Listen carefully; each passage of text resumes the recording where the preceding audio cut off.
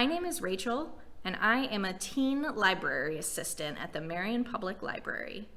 I'm here today to talk to you about the book Viral by Ann Bossom.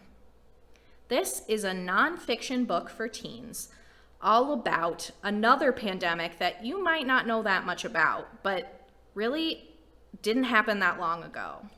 I'm talking about the AIDS crisis. So it began in 1981 as a medical mystery. There was no official name, no known cause, and no hope for a cure. At first, it mostly showed up in gay men, some of the most marginalized people in the United States at that time. At its worst, it killed more than 50,000 Americans in a single year. It was AIDS. In what turned out to be an era of denial, fear, and unimaginable loss, countless brave activists confronted this devastating syndrome. They organized and protested for recognition, for life-saving research funding, and for the basic civil rights of people with AIDS. An HIV/AIDS diagnosis is no longer considered a death sentence in the United States. This book, Viral, tells the searing story of how that came to be.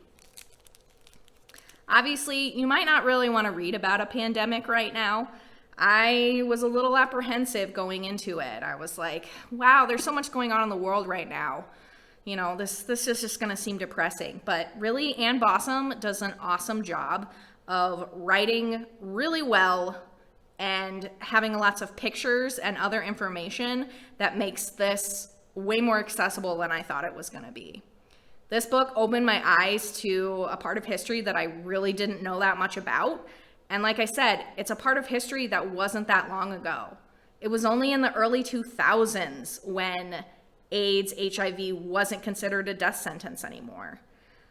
And a lot of that has to do with the activism and the courage and heroics of the people described in this book. I highly recommend you read Viral. And I really hope that you can see the parallels between then and now and gain some hope for our future and whatever our future looks like. Viral by Ann Bossom is available as a hard copy through the Metro Library Network. I hope you have a great day, and I will see you next time. Bye-bye.